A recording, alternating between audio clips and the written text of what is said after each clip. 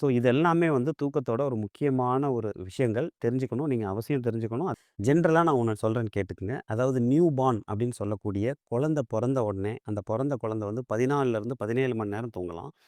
அதேமாரி pre school children ஸ்கூலுக்கு போறதுக்கு முன்னாடி இருக்கிற குழந்தைங்க வந்து 10லருந்து 14 மணி நேரம், 13 மணி நேரம் தூங்கலாம். இந்த ப்ரீ ஸ்கூல் சில்ட்ரனும் எல்டர்லி அதாவது 70 வயசுக்கு மேல இருக்கிறவங்களுக்கும் வந்து பைஃபேசிக் ஸ்லீப் அப்படின்னு சொல்லுவாங்க. காலையிலயும் தூங்குற மாரி இருக்கும், சாயந்திரமும் தூங்குற மாரி இருக்கும். அது நார்மல் தான்.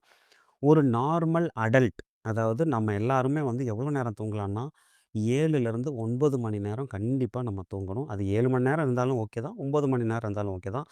6 மணி நேரத்துக்கு கீழேயோ, இல்ல 9 மணி நேரத்துக்கு மேலேயோ 10 மணி நேரம், 11 மணி நேரம் தூங்குறது வந்து இட் இஸ் நாட் அட்வைசபிள்.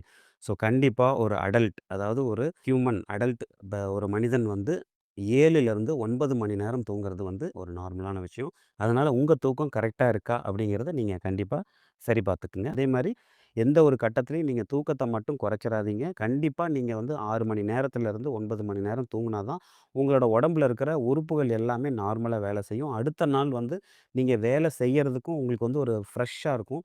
நீங்க வந்து உங்களோட ஒர்க் எல்லாமே அதாவது நல்ல தூக்கம் வந்து அடுத்த நாள் வந்து நம்ம பெர்ஃபார்மன்ஸ் வந்து ரொம்ப ஹை லெவல்ல வச்சுக்கும்.